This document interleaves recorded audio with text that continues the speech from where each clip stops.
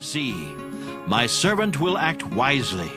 He will be raised and lifted up and highly exalted, just as there were many who were appalled at him. His appearance was so disfigured beyond that of any man, and his form marred beyond human likeness. So will he sprinkle many nations, and kings will shut their mouths because of him. For what they were not told, they will see, and what they have not heard, they will understand. Who has believed our message, and to whom has the arm of the Lord been revealed? Now, all the times you've read this, at Good Friday and at Easter time and at communion, this is the best picture I've ever seen of verse 2. It says in verse 2, he, that's Christ, will grow up before him, that is Jehovah, Yahweh, God the Father, because Christ was God the Son, growing up in the sight of God the Father, as a tender plant and as a root out of dry ground, as a sprout, a shoot. You see this coming out? This is dry ground, and this is an olive tree, and this is a netzer. And so Jesus was a netzer. He was a branch, a shoot coming up out of the dry ground of the root of David. When you read Isaiah 53:2, he has no form or comeliness when we see him. It switches between an agricultural image, a shoot out of dry ground, like this, rocky, dry, parched ground, and it goes into his suffering as a man, being beaten. And a little later, when you see the olive crushing press, it says in the following verses, especially in verse 5, that he was crushed, he was wounded, bruised, crushed, and all that goes back to the olive metaphors.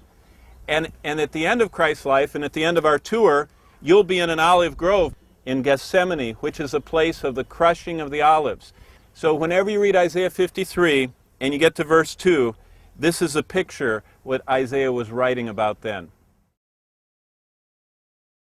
He was despised and rejected by men, a man of sorrows and familiar with suffering.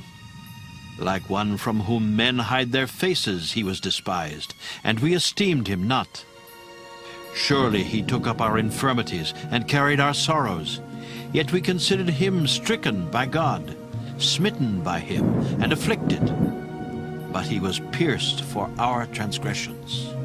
He was crushed for our iniquities. Now stop on that crush for just a second. This is the Gethsemane, the place of crushing olives. When you think of Jesus Christ, where he was beaten, where he was scourged, where he was mocked, where he was put with a crown of thorns and the purple robe, in God's prophetic view of this, it was a time of Jesus being crushed for our iniquities. Then, as he hung on the cross, just like this weighted beam and all the olive crushings put in the basket, Jesus on the cross, do you remember, was bearing the weight of the sin of the world. Now, when you think about Christ hanging on the cross, what was crushing him? Well, you can say sin. But when you're saved, you say, my sin. See, think of that. But he was wounded for our transgressions. That's a historic statement. He was bruised for our iniquity. The difference between historic faith, everybody in America, they say, I'm a Christian. That's historic faith. You know, I'm not a Muslim, I'm not a Buddhist, I'm a Christian. Saving faith is, he died for what? My sins. He was crushed. Do you know what is the greatest deterrent to us continuing in our sin? Thinking about the price as he hung and was crushed, as he was weighted down with our sin. See, it says in Hebrews, knowing what Christ did keeps us from sin. We don't want to willfully sin after we realize the price that he paid. So when you get to Gethsemane, you don't have all this beautiful stuff to see, the picture. When Jesus thought about the cross, he knelt down in Gethsemane, and what did he do? He sweat, as it were, great drops of blood. Do you know why that was?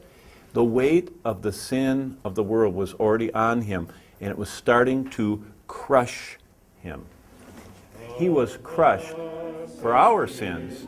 That's historic Christianity. But here is a time for us to remember and to thank him that he was crushed for my sins, okay? For such a world.